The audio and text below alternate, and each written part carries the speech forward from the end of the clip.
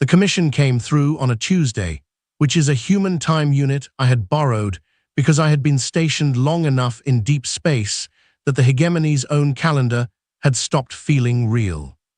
The stamp was green. The hegemony uses green for approvals.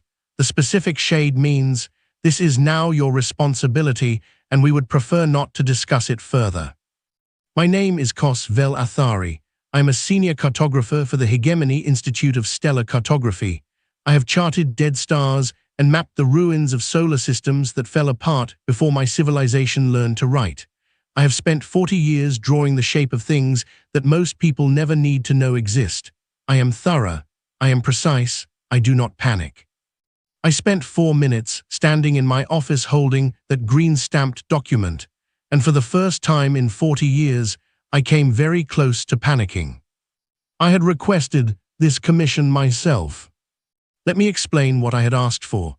The Hegemony's Galactic Standard Map covers 94% of the charted universe. 6% is blank, not unknown, not pending survey, not awaiting classification. Blank. Every map in the known galaxy, from every civilization capable of making one, ends at the same coordinate, the same clean line, as if the galaxy ends there. It does not end there. That is where human territory begins. And no one, in 300 years, had officially gone beyond it to look. I put the commission in my bag and went to the archive. 6,000 years of survey records, every system logged, every corridor mapped, every navigational note from every vessel that had ever gone near the boundary region. I pulled the files, all of them. The absence was immediate, and it was wrong. I expected classified locks, sealed access, the standard markings of information someone does not want you to read, which at least acknowledge that the information exists and has been contained. Those markings would have been normal, a problem I knew how to solve. What I found was different. The archive was clean, not empty in the way of a room that has been locked, empty in the way of a room that has been very carefully tidied after something was removed from it. No damaged files, no corrupted entries, no blank records left to show where records had been, just smooth, unbroken absence. 300 years of surveys near the boundary region had produced files that did not exist. Someone had made this decision, many someones, across 3 centuries, and not one of them had left a note explaining why. I sat with this for a long time. Then I went to see my mentor. Elder Veth had been the finest cartographer of his generation. He had mapped systems under conditions that would have ended other careers. He had personally updated 4 editions of the Inner Core Standard Map. He was the one who taught me that honesty in cartography is not just professional duty. It is moral obligation. The map is all some people have to navigate by. You do not get to decide what they should and should not know about the shape of the world. He had retired early, 20 years ago, no explanation given. I found him in a garden. He had never owned a garden in all the years I had known him. He had once said, very precisely, that gardening was the organized worship of soil and that he had better uses for his hands. The garden was perfectly maintained. He did not look up when I arrived. He worked in the soil and let me stand there, and after a while, without turning around, he said, "The humans are polite about it." I asked him what he meant. He went back to the garden. I left. I returned to the archive and looked again, this time at the edges, not the gaps themselves, but the places where records almost existed, survey logs that cut off mid-entry, navigation files that ended without a closing timestamp, the fragments that someone had started writing and then, for whatever reason, stopped. Near the bottom of a subfolder that had not been accessed in 212 years, I found one file. Just one. It was a survey log from a team that had reached 40,000 kilometers from the boundary coordinate. The documentation was careful and thorough right up to the final entry. The last entry had a date, a coordinate, and a notation field. The notation field had 3 words. They were waiting. No elaboration, no following entry. The log ended there, as if the person who had typed those 3 words had looked at them on the screen, decided there was nothing useful to add, and closed the file forever. I sat in the archive for a long time. I thought about the shape of a blank region that every civilization draws in the same place. I thought about my mentor's hands in the soil. I thought about the word waiting, which required a subject that was never named, and how the missing name was somehow worse than any name could have been. Then I packed my bag. 6 precision styluses. I counted them 3 times before boarding the transport and arrived at 3 different numbers each time. I noted this in the margins and did not count them again. The boundary appeared on the navigation screen 2 days later. A perfect, clean, unnatural line drawn across the star field. Nothing beyond it was labeled unknown. Nothing was flagged or marked or designated in any way. Just white space. 40 years I have been a cartographer. White space means we have not looked yet. White space means the absence of data, and data can be gathered, and gathering data is exactly what cartographers do. This white space was not that kind. This white space was a decision.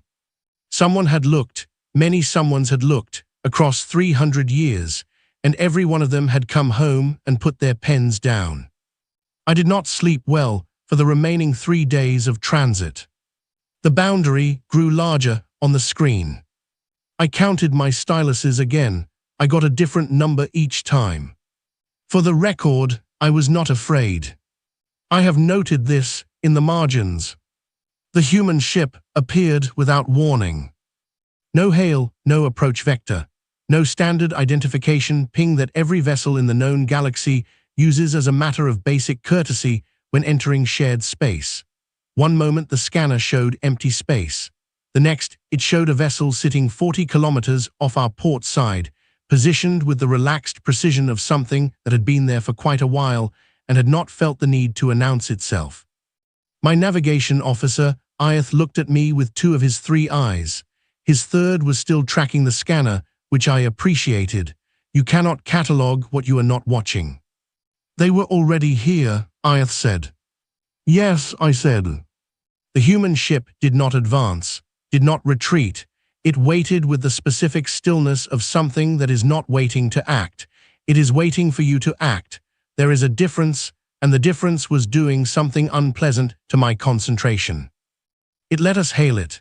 We opened the channel, transmitted our credentials, and the human ship waited until we had finished before responding, as if it wanted to make sure we had made the first move freely, as if the choice to call needed to be entirely ours.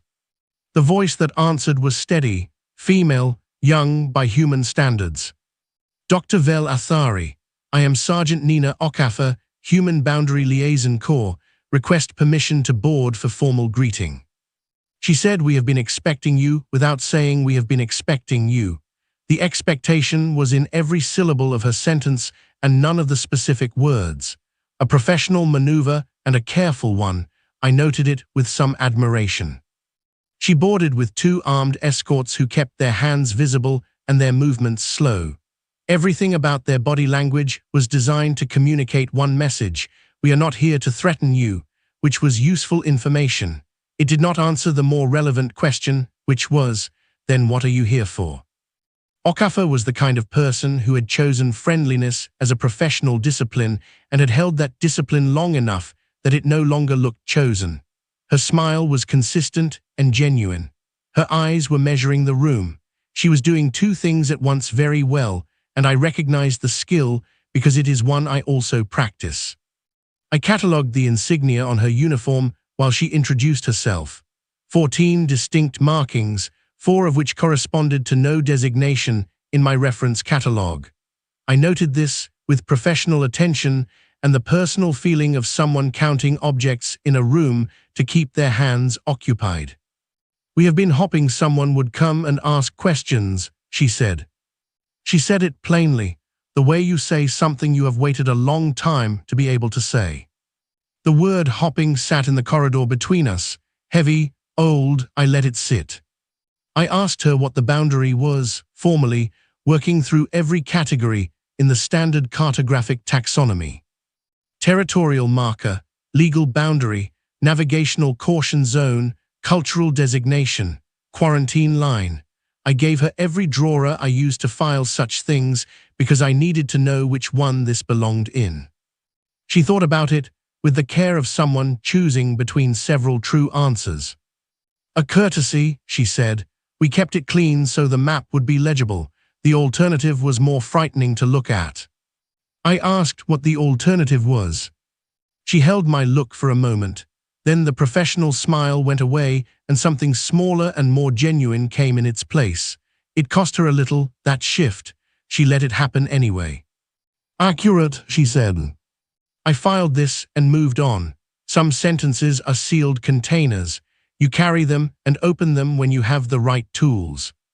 She told me her government had received notice of my commission approval 14 days earlier, that a full briefing package had been prepared, that for the first time in 300 years, a credentialed non-human cartographer had arrived at the boundary with official survey authorization. 300 years, I said. Yes. The archive went clean 300 years ago, I said. Every survey record near the boundary. She held my look steadily. We know. You knew before I said it. We have been watching the archive for a long time, she said. My mentor retired 20 years ago, unexpectedly, no reason given. Something crossed her face, small, a ripple. Elder Veth, she said, yes, we have a file. He grows a garden now. I know, she said, in the way you say it when you have given yourself permission to feel something about it privately between all the other things. She handed me a paper document, human paper, deliberate and old-fashioned in the way of things meant to carry weight. A formal invitation, official seal, the Office of the Human Boundary Authority, a body whose name I had never encountered in 300 years of galactic diplomatic records. Not a survey consultation, not a diplomatic meeting. A briefing. The boundary accords grant you access, she said. Your commission is sufficient. You may enter the buffer zone, receive the full briefing, and continue your survey with complete human cooperation. I asked what the boundary accords were. Part of the briefing, she said. We followed their ship deeper into the buffer zone. The white space on my navigation screen grew larger as we moved toward it. Iath came to find me an hour later, quietly, and showed me something he had found in the human ship's navigational data during a routine open handshake. A running counter, not a date, not a mission timer. A count of consecutive days of boundary patrol. Without gaps. The number was large enough that I had him verify it 3 times. It was not an error. I sat with that number and did not immediately convert it into what it meant, because some things need to be approached from the side rather than directly. I set it aside carefully. Noted, I said, in the margins. Iath looked at me the way junior officers look at senior ones when they know the senior is managing something difficult and doing it alone. He was not wrong. The boundary was 1 day ahead. In my navigation screen, the white space waited. I have never, in 40 years of mapping the known universe, felt the galaxy feel small. That night, for the first time in my career, it did. The installation had 17 blast doors before the first window. I counted them as we were escorted through. It is what I do when I need my mind to hold something manageable while processing something larger. The blast doors were thick, not ornamental, not symbolic.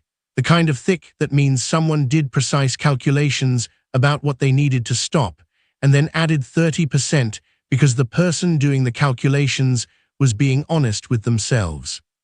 The installation was not on any map, human maps, hegemony maps, or otherwise. From the outside, it looked like a maintenance depot, the kind of structure that exists in space because something nearby needs servicing, not because anything important happens inside it.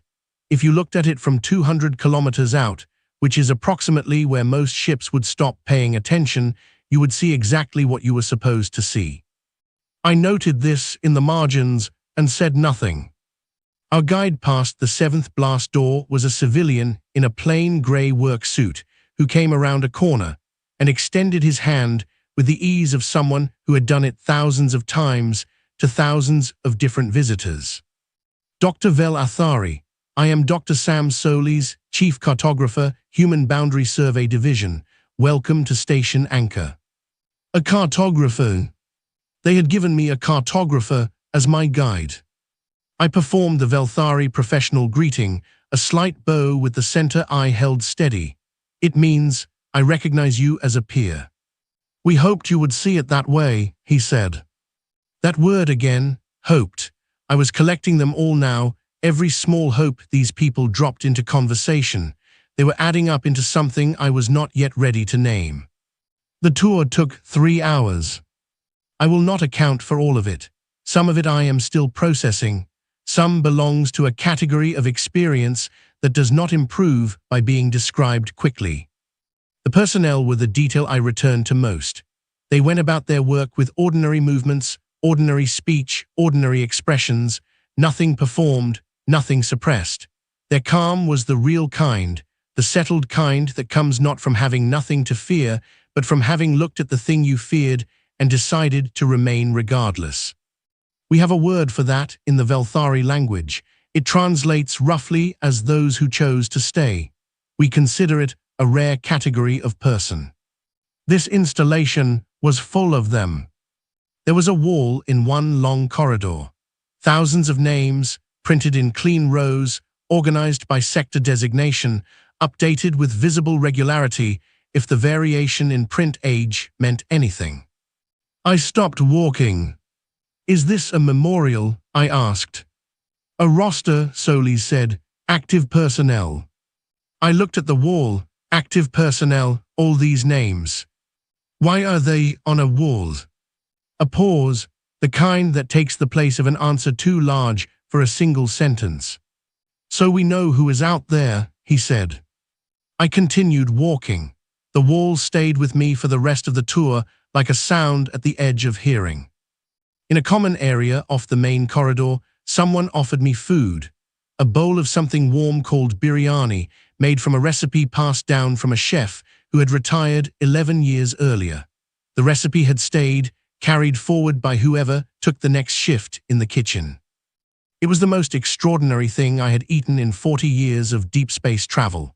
Warm and layered and careful in the way of food that takes real time to make. The kind of effort that makes no practical sense in a military installation unless you understand that the people living here have decided, collectively and deliberately, to live here as fully as possible.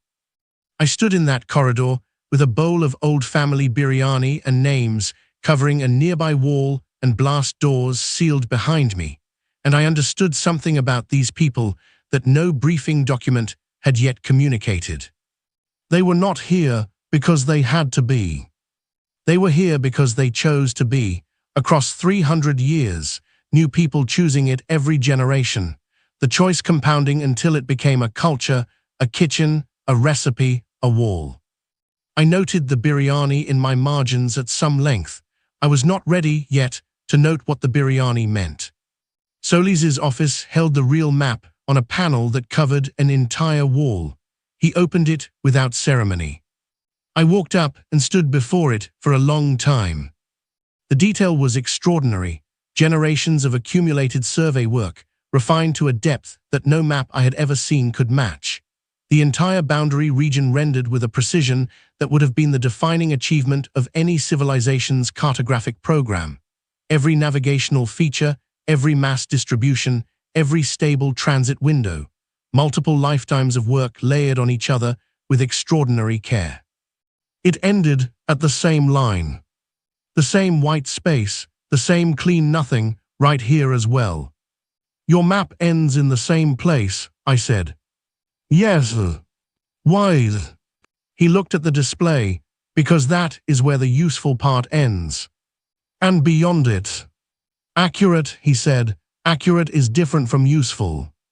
He pulled a plain folder from a cabinet and set it on the table between us. A date on the tab, 300 years old.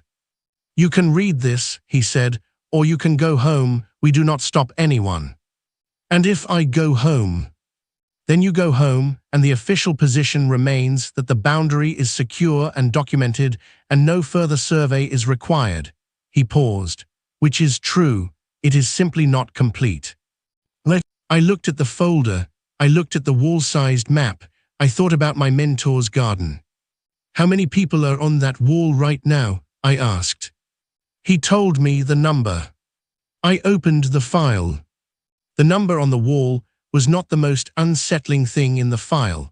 Numbers can be measured and categorized, and I am very good with numbers, and numbers do not ultimately break my composure. The most unsettling thing was the date.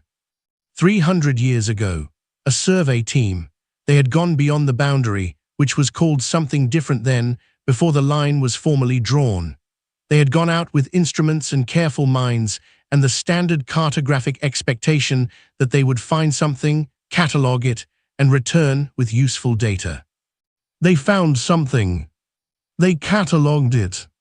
They returned, and when they came back, the people who had sent them made a series of decisions. The first was to draw the line. The second was to begin the patrol. The third was never to send another non-human vessel through, not because they were being exclusive, but because they had calculated that what lay beyond required a very specific kind of response, and the response needed to be consistent, and consistency required precise control over who knew what. 300 years of that decision, maintained, honored, passed from one generation of humans to the next, like the biryani recipe, like the names on the wall. I closed the file and sat in the chair and looked at the map for 4 minutes without speaking. What do you call it? I asked finally. The Quiet, Solis said. I turned that name over carefully. It was the right word. I could feel it was the right word before I could explain why. There was a quality to it that matched exactly what I had read, not a threat in the way of an army or an enemy fleet, a condition, patient, structural, something that moves through the galaxy the way deep cold moves through stone, slowly, without aggression, without malice. Without stopping. How long, I said, if the patrol stopped? He did not look away from the map. The inner models say 6 months, he said. The conservative estimate is 8 if the outer markers hold. 6 months. 300 years of everything I had seen today against 6 months. I need to see it, I said, not from a file. He looked at me. I know, he said, he had been expecting that too. They took me across the boundary the following morning. Okafor was there, 2 others whose names I noted and whose faces were composed in the particular way of people who have done this before and know what it costs the person they are bringing. Not cold, just prepared. The crossing itself was quiet. No alarms, no shift in the atmosphere. The navigation screen updated, the coordinate designations changed, and that was all. The stars were wrong.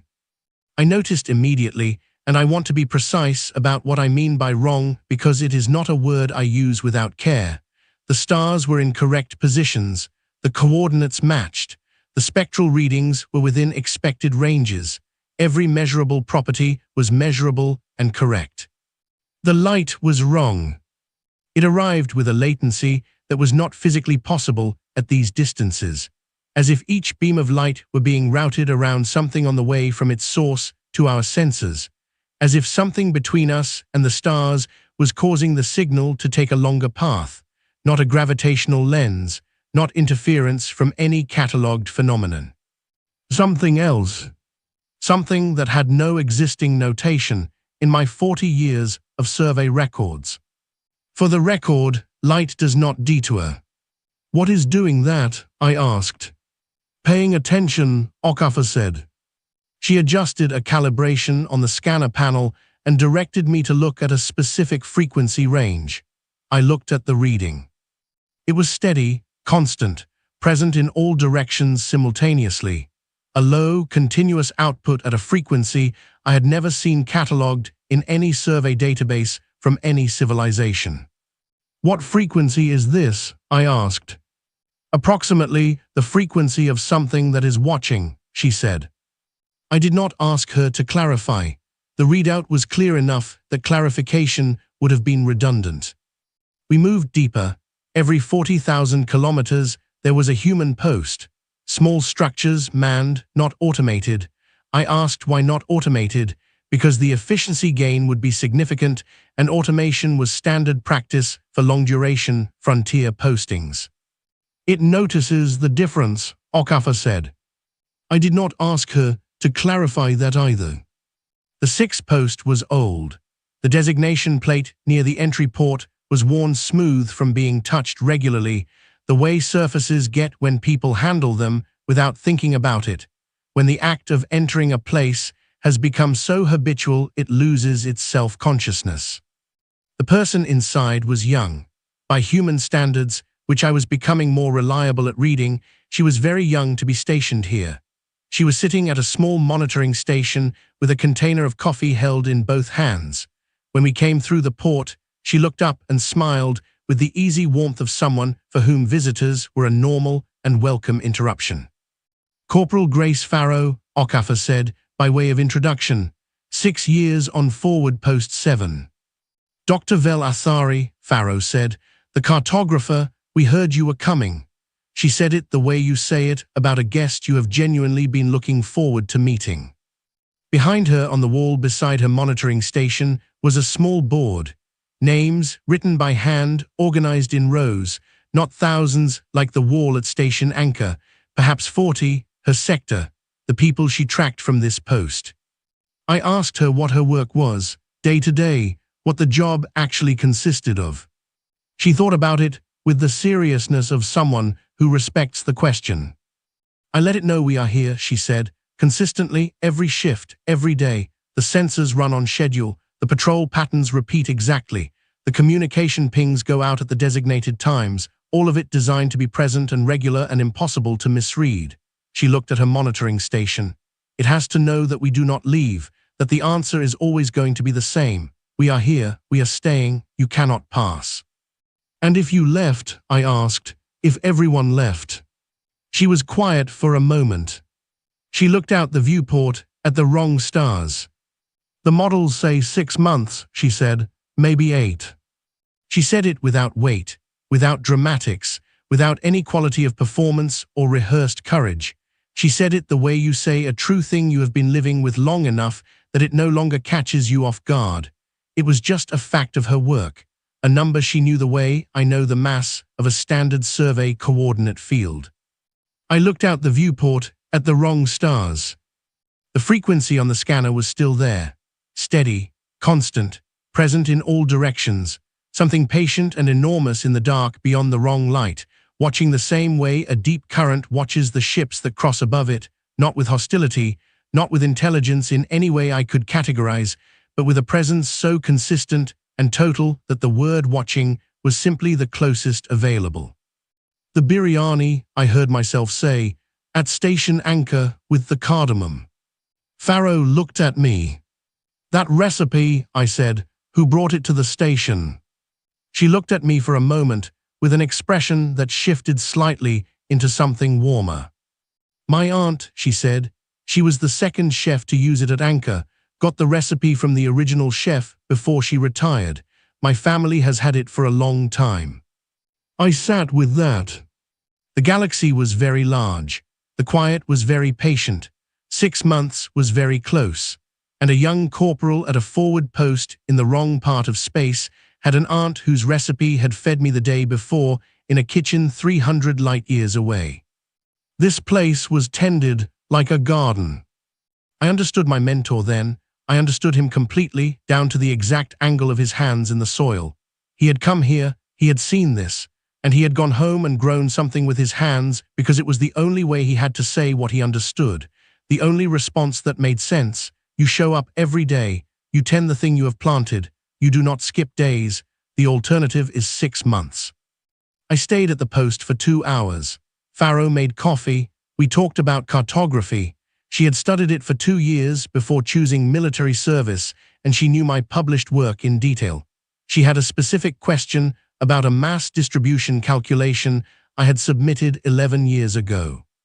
She had used it in building her sector's patrol grid. My map running on her instruments, every shift holding the line. I noted this.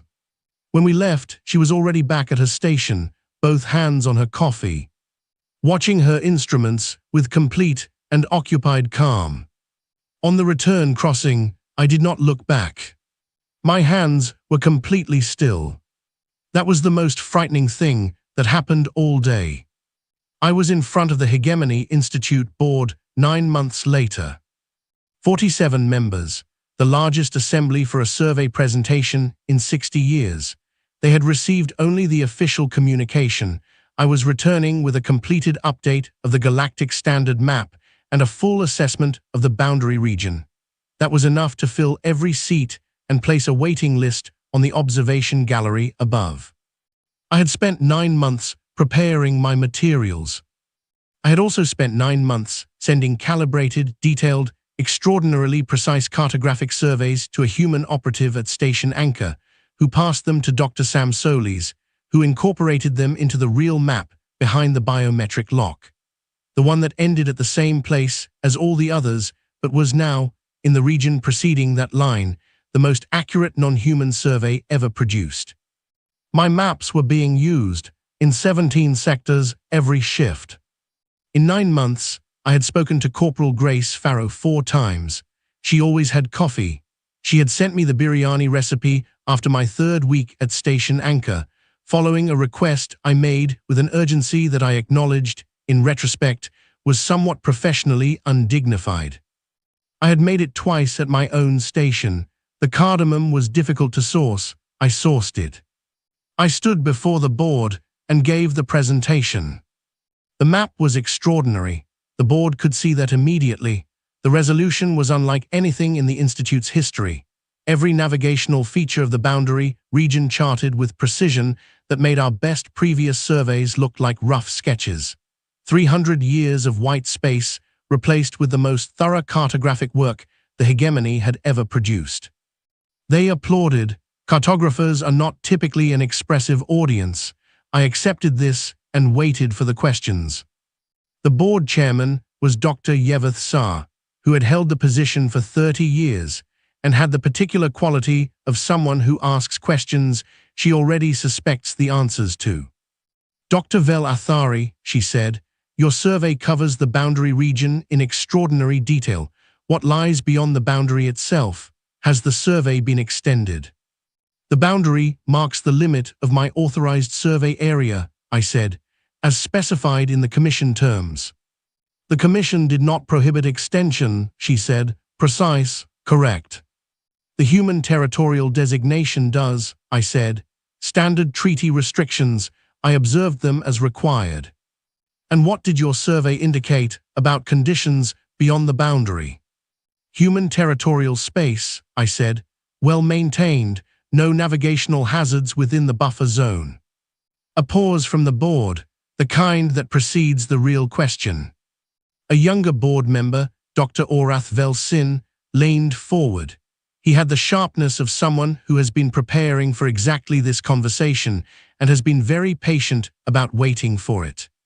The archive gaps, he said, 300 years of missing documentation from the boundary region.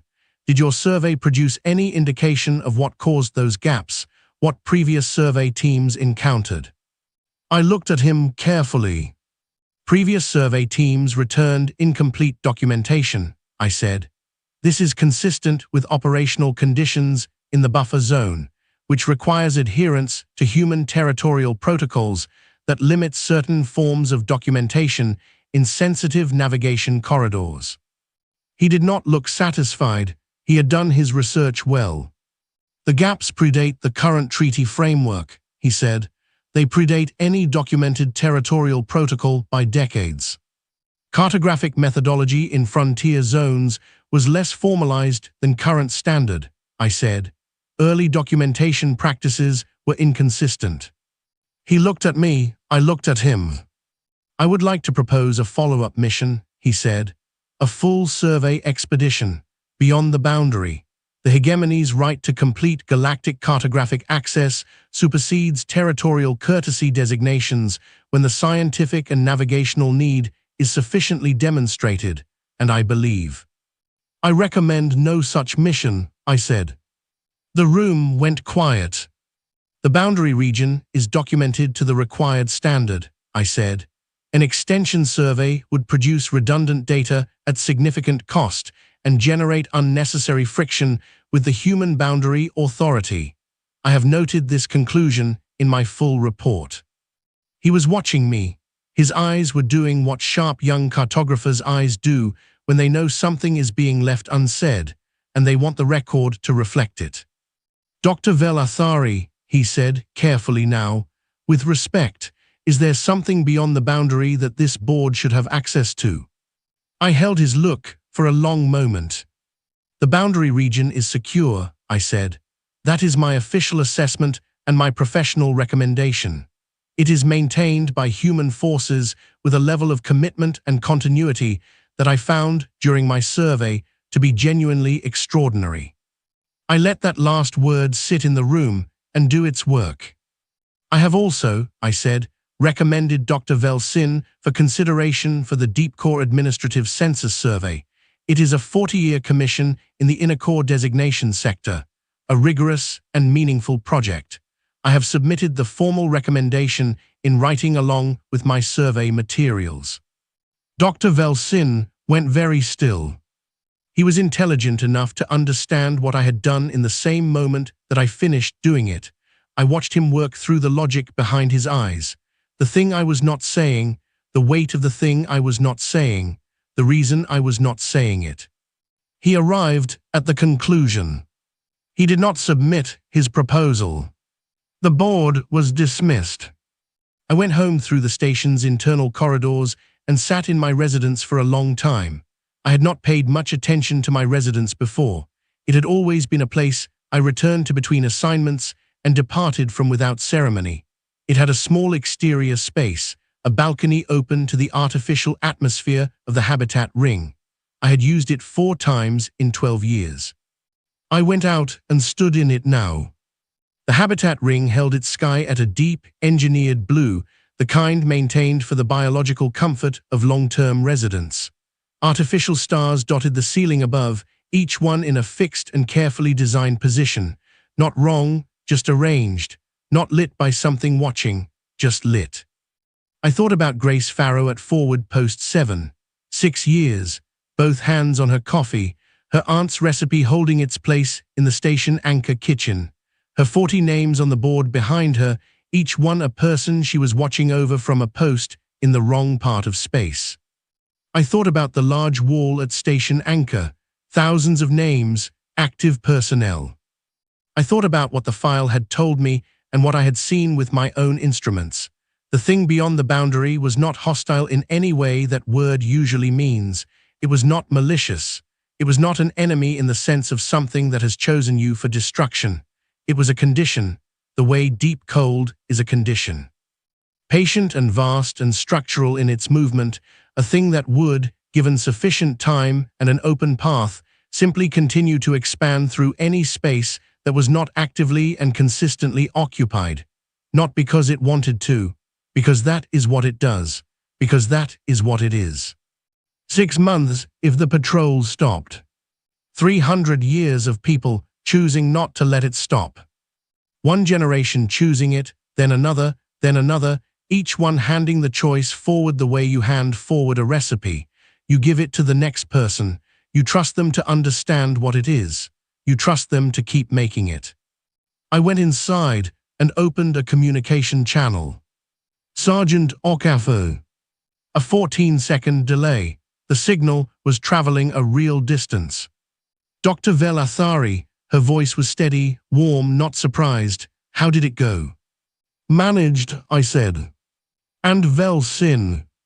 Deep Core Census Survey, I said, 40 years. A pause, then something that might have been a short sound of genuine amusement that she chose not to complete. And you, she said.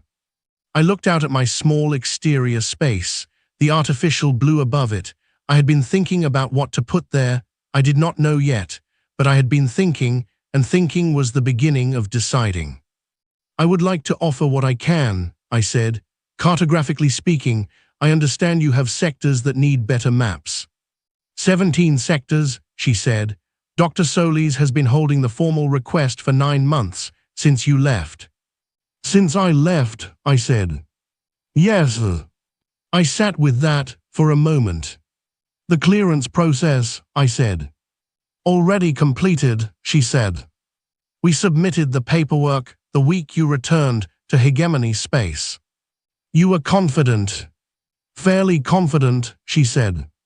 It was the first time since I had met any of these people that one of them expressed any uncertainty at all. Fairly, one word. I found it unexpectedly humanizing, which I recognized was a strange thing to think about a human, but there it was. The biryani, I said, I made it twice. The second time was better. I found a reliable cardamom sauce. A silence, then warmth on the line. I will tell Grace, she said. She will want to know. Please tell her, I said, that the recipe is genuinely exceptional, that it is worth preserving carefully. A beat. I will, she said, and she said it in the way of someone who understands that the thing being discussed is not only the recipe. When do I leave? I asked. 3 weeks, she said. Supply run to Station Anchor. You can take the second berth. I will be ready, I said. The channel closed. I sat in my residence for a while longer. Then I went to my desk and opened the official survey file, the completed Galactic Standard Map, approved, submitted, filed in the permanent record, the finest map produced in the Hegemony in 300 years. Clean, precise, extraordinary in its detail, ending at the same clean line it had always ended at. I opened the margin notation field, the private record, sealed under my professional credentials, accessible only to the career archivists who review a cartographer's files after their death, or to those with the specific clearance I already knew would eventually exist. I placed my cursor in the margin beside the white space, the space where the map ends. I typed slowly. They are there. They have been there for longer than our records go. The map ends here not because no one looked. Because people are standing here. 300 years of people, every shift, every day, so that the 6 months never starts.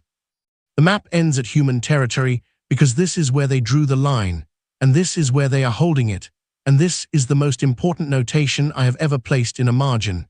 And if you are reading this someday, know that the line was still held when I wrote it, and the people holding it kept a family recipe for biryani alive through 11 chefs and 3 centuries, and it contains cardamom, and it is worth every effort it takes to source the cardamom. I closed the file. I went to my exterior space and stood in it for a long time. I was going to put something there, a plant, something that needed regular attention, something that required you to show up consistently and tend to it and not lose interest and not decide that today was the day you could skip it, because the thing you are tending does not understand skipping days. Something that teaches you, quietly, what it means to choose to stay. In 3 weeks, I would be on a supply run to a station on no map, in a sector with wrong stars, to make better maps of a line that had been held by people with recipes and names on walls and coffee in both hands, long before I arrived and long after. For the